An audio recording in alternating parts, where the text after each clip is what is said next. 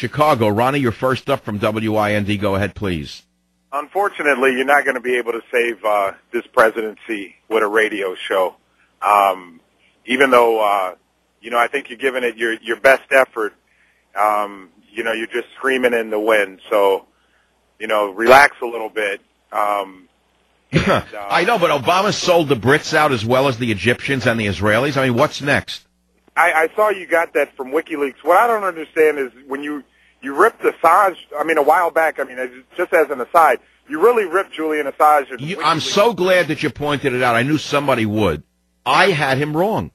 Because I thought Assange was leaking only information that would make the leftist agenda more prominent. And I thought it was very carefully orchestrated what they were leaking. You know what I'm saying? Yeah, and so, in that kind of respect, you do sound it's kind of paranoia. You sound paranoid. Well, wait a minute. I'm paranoid for telling you what the WikiLeaks cables have just released? No, I think that... That Obama stabbed Britain in the back, that makes me paranoid to report what they leaked out? No, I think that you've got 9 million things on your mind and you're just screaming in the wind. I think you need to come down on a concise plan of action. Well, when was the last time you wrote a book where you were able to focus your mind? I've written a number of books. I would think now you could figure out that I'm capable of focusing on what I think is important. What have your books changed? Excuse me? What have your books changed? I would hope that my book, Trickle Up Poverty, which came out about a month before the election, helped throw 100 communist traitors out of office. You've been writing books for a long time, and you got this liberal president in there. It didn't change anything. Well, it could be worse, couldn't it? We could have no president in there if it wasn't for me. You could look at it that way. If I wasn't sitting here like Paul Revere, we might have an outright communist dictatorship in the country by now, instead of a sort of slow percolating communist dictatorship. I think that you need to relax a little bit and. Well, you mean like Charlie Sheen relax? No, I mean like get 5 hookers and a carton of cocaine and a couple of bottles of vodka. That'd be very good for my mental status. Now you've got to kind of rein it in, Mike. You're all over the place. You're very smart, but you are all over the place. Well, I can't stick to one topic all day. I would get bored, wouldn't you? But you're not going to be able to accomplish anything. What you do accomplish is you get people interested in listening to your show.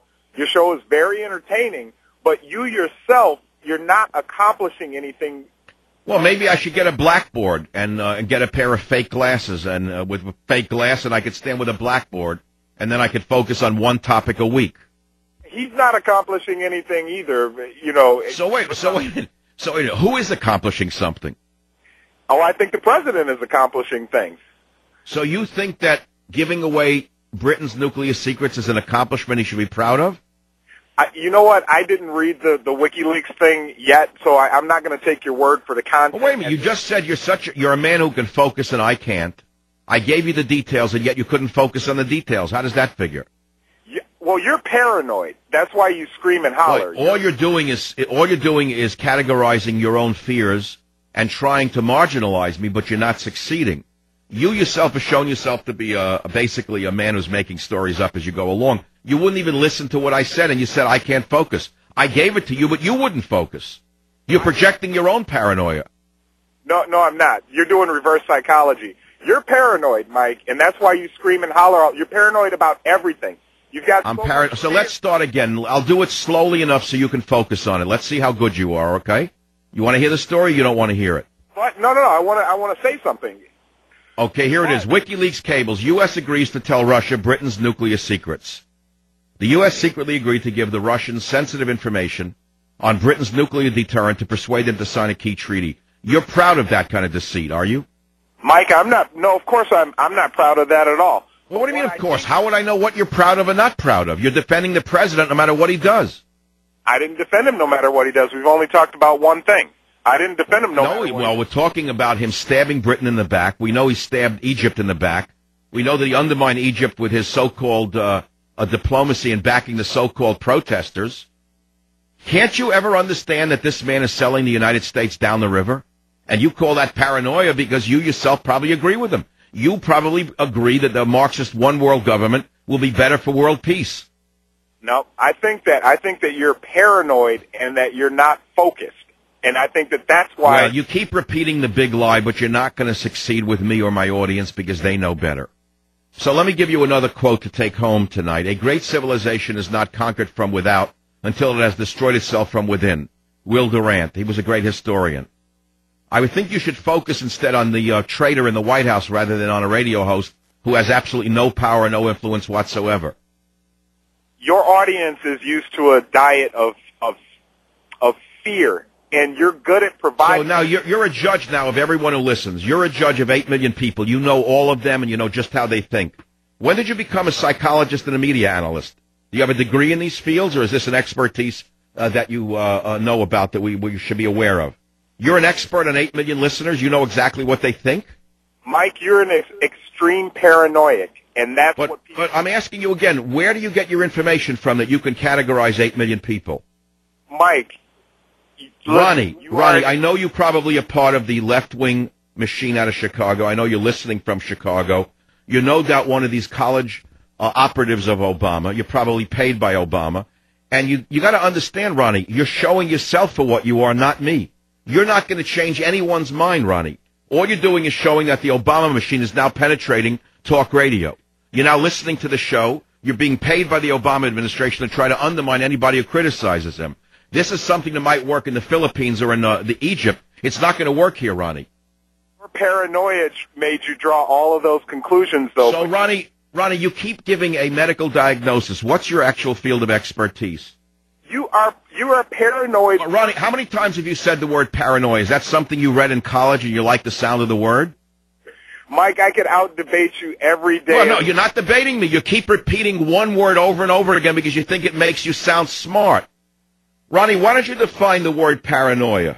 Do you disagree that you're... Ronnie, go ahead now. It's my show, not yours. You, Ronnie, remember? The court said you can't beat her up any. Smart Ronnie is defined paranoia. Okay, first of all, it's my show when I'm on here. I'm a grown It's your show? You want to talk about paranoia? You're a lunatic. It is never your show. You have no show. You have a telephone, that's all you have. And when I hang up on you, you're left staring at the wall, Ronnie. So now let's show your intelligence. Define paranoia, Ronnie. The world is listening. I'm going to go to the gym and work out when we hang up. But Ronnie, you don't even know what the word means, do you? You're an uneducated man. You heard the word back in the hippie day when you were smoking your weed, and you heard the word paranoia and you think it was cool, but you don't know what the word means, do you? Your paranoia is... Now, why don't you describe it? Describe it or I'm going to hang up on you because you're just a dummy. You're just another dummy who thinks you're smart. You have no audience, no listenership. You never wrote anything anyone ever read. So I'm giving you one last shot to show your intelligence. Define the word paranoia, Ronnie. You used it 10 times. The Michael Savage Show. Okay, take a walk, you dummy, you. You see, this is what Obama's doing now. He's having all of his left-wing minions call radio shows and call the host names. I'll be right back.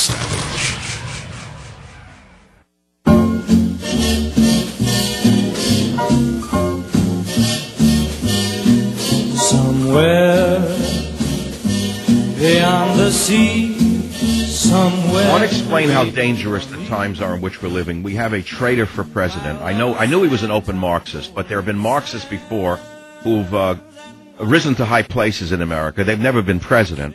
As I proved in Trickle Up Poverty, I believe that from the time of his early education, he was trained to hate America, to be an internationalist, a globalist, however you want to put it. Never believed in American exceptionalism. He's a lifetime communist. It has now reached the point, though, when we read the latest WikiLeaks cable that was published just this afternoon, Obama stabbed Britain in the back. He gave away Britain's nuclear secrets to Russia. So a caller calls in the last segment and says, I'm paranoid because I said that, and that my show is built upon paranoia. He repeated it 10 times because it's a big word that makes him sound powerful. I asked him to define the word paranoia, the concept of what paranoia means. He didn't really know it. He kept going around it. But then he said something very telling. He said that paranoia is what defines my show, but he couldn't define it himself. And I asked him over and over again, define the word paranoia. Well, he couldn't define it over and over again. But I'm going to read you a definition. And I'm going to ask you whether it more clearly defines him or me. Paranoia often brings a person to the point of irrationality and delusion. Is it delusional of me to call Obama a traitor, or is it delusional of him to cover up a traitorous president? Is it delusional of him to not comprehend that we're living through something we've never lived in this country before, which is a man in the White House who actually hates the country, who stabs Egypt in the back, stabs Britain in the back, stabs Israel in the back, and he's caught, and they call talk show hosts paranoia who know this. Savage. Well, love you, darling, come and go with me, come home with me, baby, under sea, I need you, darling, so come go with me. So this news broke this afternoon, but I wouldn't expect you to pay any attention to it because your mind is on Charlie Sheen's Bender and Sunday's football game, which of course is more American than America itself. I mean, what could be more American than watching goons throw footballs at each other? WikiLeaks cables released today says that Obama gave away Britain's nuclear secrets to Russia in order to get Russia to sign, part of what he gave away to get Russia to sign the START Treaty. Now, my book, Trickle Up Poverty, I spent a lot of pages on the START Treaty. I try to warn America. Only a couple of 100,000 of you bought the book. It's a shame that 10 million people didn't hear about it, but it wouldn't have mattered anyway. We have a quisling Republican Party that would have done nothing to stop it, so it really wouldn't have mattered. Fundamentally, we have a Democrat or Republican government. It's an oligarchy. The parties are just mere front groups for the oligarchy. And so once the oligarchy decided they wanted the START Treaty, it didn't matter which of the puppets in either of the parties said what. It would have happened anyway. So I read this. I'm shocked. I call the president a traitor. I say he committed treason. I ask for hearings. And one of his workers in Chicago, or one of his campaign workers, or someone who works for him in some other capacity, no doubt, calls up and starts calling me paranoid. And I ask him to define the word paranoia. And he keeps repeating the word paranoia, paranoid, you're a paranoid. People listen to you, are paranoid, you live on paranoia. So I said, Ronnie, define paranoia. He won't do it. So I said, Ronnie, this is my show, not yours. And listen to what he says. He says to me, now listen, he says, when I call your show, it's my show. Now I want to tell you something. That is a clear sign of paranoid thinking. That's called delusion. Ronnie was actually projecting his own paranoia by declaring the reality of what I was saying was delusional. He was delusional in thinking that when he called a radio show, it was his radio show. And so, therefore, we're living in very dangerous times when workers for a government like Ronnie will call anybody who calls them out for what they are by medical terminology, because this went on in the Soviet Union.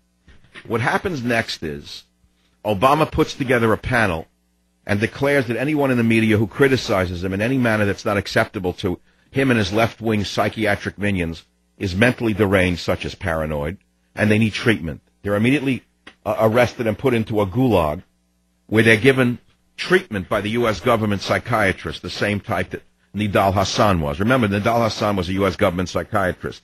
For 2 years, Nidal Hassan was screaming Allah Akbar. He was writing Allah is great on medical reports in the Army. He was communicating with a known terrorist. The Army passed the buck. The FBI wouldn't arrest him. Nobody did anything for fear of being called committing some kind of prejudice. Consequently, he goes off and puts on the white robes and kills 13 and wounds 32 people. And then the defense secretary says that he won't even talk about the fact that it was a terrorist act. It was the single largest terrorist act since 9/11. Yet no one has gone to jail for having let Nidal Hassan be a ticking time bomb. I then made a comparison afterwards, and I said, wait a minute. If I look at what Obama's done since he came to office, he took out Winston Churchill's bust. He didn't exactly yet put in a portrait or a bust of Karl Marx or Lenin, but he may as well have done so because he's practicing their preachings in modern form, according to my analysis. I'm telling you that Obama's a ticking time bomb. Every day that goes by, we see the damage the man is doing. He's destroying this country. He is destroying everything that is good about the country. He has done nothing that is positive for the country. But what good is it if we don't have a press when the fourth estate becomes the fifth column, as I've said over and over again, but that requires some historical knowledge, which apparently Ronnie doesn't have. When the fourth estate has become the fifth column, and when the opposition party, meaning the Republicans, are really one and the same with the Democrats, tell me what's left in the country. Well, you have a few websites that'll report the truth. You have some talk shows that report the truth. But what power do we really have? Now, it is true we had some impact. 100 communists got thrown out in the last election. How many of them will turn out to be replaced by anything other than replacement? Half communists is another story. Many of you celebrated when Scott Brown of Massachusetts, a Republican so-called, took over Kennedy's seat. You were screaming he was the great white hope. Hey, Scott Brown was going to be the next president. Many of you jumped for joy. All you dittos, all you ditto heads. Hey, Scott Brown, next hero. I thought about it for 2 days, and I said, wait a minute, he's been in the assembly there, or the state of Massachusetts, for about 13 years. I said, he's just another, politician from Massachusetts. He can't be really anyone you can rely upon. I watched another the Showtime program, Brotherhood, long enough to know that it's all horse trading. They have no faith, no belief in a country. Most of them don't care about anything but staying in power and doing deals, that's all. Sure enough, who was right, me? I was paranoid in thinking that about Scott Brown, or was I correct? When have I ever been wrong? Tell me when I've been wrong in the last 10 years on this show. And I hadn't admitted, by the way. Everyone makes mistakes. I made 1 or 2 mistakes over 10 years. I've almost never been wrong. Never. And when I am found to be wrong, I usually admit it immediately. So my allegation today is that this revelation about Obama should trigger immediate hearings into the treason of Obama. He's a traitor. He stabbed Britain in the back. He gave away their nuclear secrets. The U.S. agreed to hand over the serial numbers of Trident missiles that it gives to Britain, while the U.K. had said, no, don't do it. We're not giving it to Moscow. We want to retain some of our secrets so that they don't know exactly how many missiles we have. The U.S., meaning Obama, goes behind the U.K.'s back and gives away the serial numbers of Trident missiles it transfers to Britain. Now, in the 1950s, there were spies named the Rosenbergs. They gave away nuclear information that was more significant than this in one regard to Russia. They were tried and found guilty of treason, by the way, because they shared information about our nuclear secrets with Russia. They were found to be traitors, the Rosenbergs. Let me ask you something. You give away the serial numbers of Trident missiles transferred to Britain? This is about as top secret as it gets. That's not treason. Why? Because a president did it? So let's now put this in context. Are you saying it's impossible for a president to be a traitor? I would disagree with you. A president is just a man. A president could be anyone, ladies and gentlemen of the Savage Nation. A president could be a hero. A president could be a villain. A president could be loyal. A president could be disloyal. A president could be ordinary. In other words, a president could be like you and I. It could be anything. We don't know what they are till they actually get into office. But when you study the body of their work after a period of 2 years, and you see that he's taken a capitalist system and he's made it half socialist, seized General Motors, turned it into Government Motors, took a private healthcare system and turned it into a socialized healthcare system, stole money on the start and gave it away to his cronies. No one even knows where hundreds of billions of that money went. Him and Pelosi basically raped the Treasury for 2 years straight.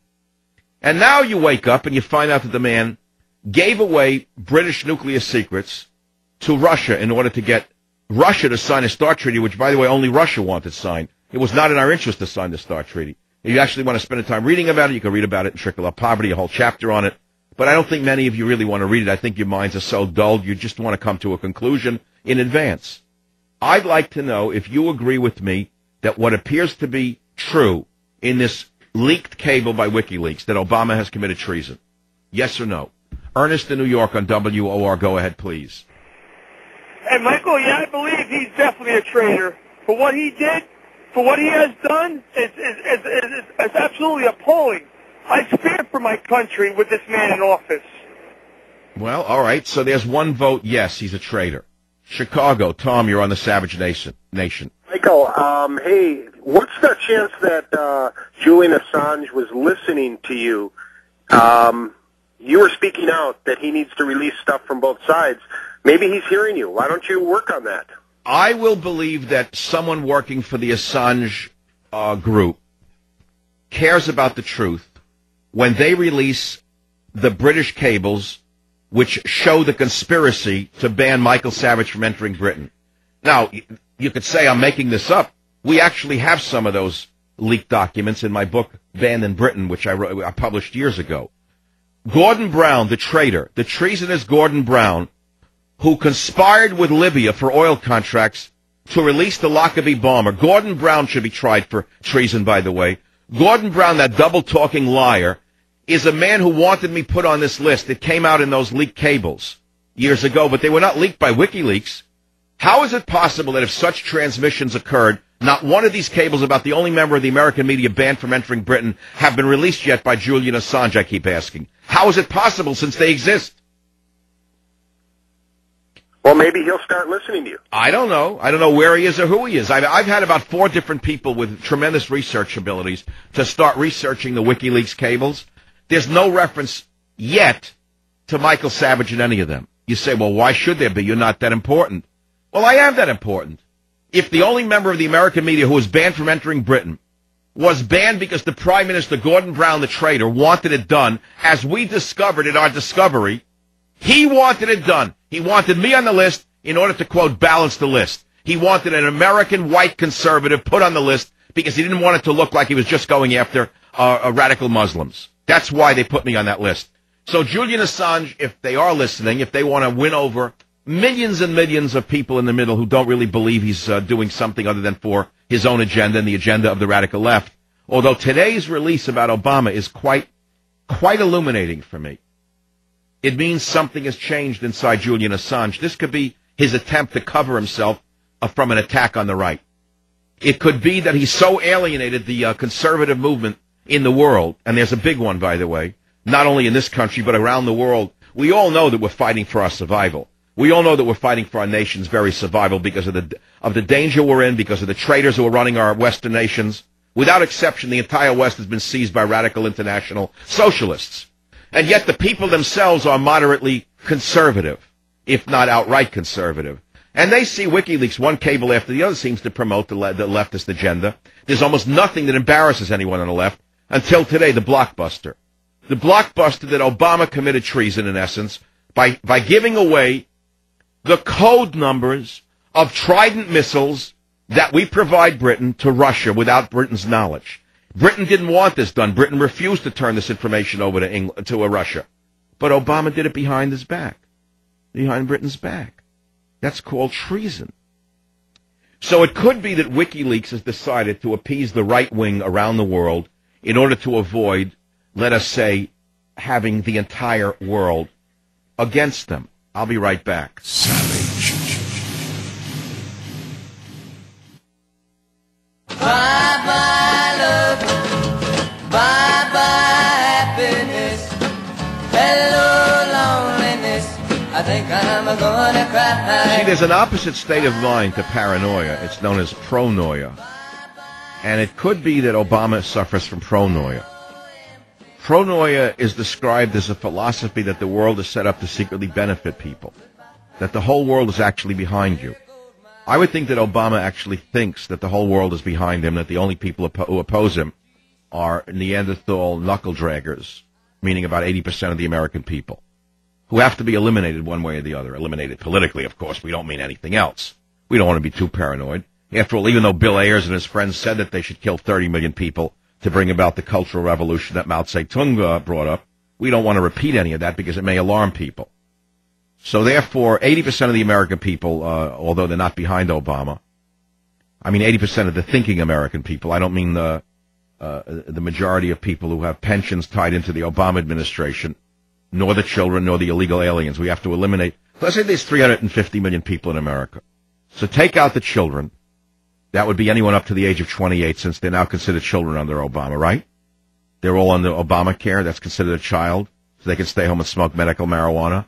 The boys can wear hairnets at home in their mother's bathrobes until they're 28, till they find themselves, according to Nancy Pelosi. They go out and do something useful, like get a government job. So if you eliminate everyone in America under the age of 28 from the quotient that I'm trying to derive, that would be, I don't know, what, 150 million people immediately from the three, maybe 200 million would be eliminated by age. So that leaves 150 million people are left. But if you consider that out of the people in the age bracket 21 to 28, most of them voted for Obama since they were brain-addled, particularly those who stay home with their mother and wear their hairnets. I would say that of the people that are left, of the 150 million people who are left, about probably 120 million of them, at least, would have voted against Obama because they know who he is. They could see through the let's say the fog put out by the machine. So that's about 65 to 80% of the American people who actually have brains and are not dependent on the government know that Obama is a traitor and he's anti-American. So if you eliminate them, you can then walk around in this delusional reality that everyone is behind you. Everyone is in love with you. Everyone is in a rave with you. It's sort of like the Zippies in the rave in Egypt. The Zippies just had a rave in the streets of Egypt. They got their, I don't know what they were on, but they were on something. They all assumed that the designer drug called freedom would liberate them and give them a euphoria once evil Mubarak was gone. The designer drug of freedom would take over. And the intense light show of Cairo, the intense light show of the fires they had started, the techno music of the machine guns combined with the light show of the fires, would give the Zippies intense positive social feelings from the rave they've committed in Egypt. And then suddenly they'd have a new religion, a quasi-religious cultural movement that would improve all of Egyptian mankind. That's until the Muslim Brotherhood took over. Then, of course, girls in dungarees would be whatever they do to them, etc. We don't have to go down the list. Everyone knows what they do to them. 1-800-449-8255. Raise high the roof beam carpenters. Long before the term pronoia was coined, J.D. Salinger referred to the concept in the novella, Raise high the roof beam carpenters. He wrote, way back then, Salinger wrote, I'm a kind of paranoiac in reverse, he wrote. I suspect people are plotting to make me happy. What a genius. Remember him? Remember Salinger? One of the American greats?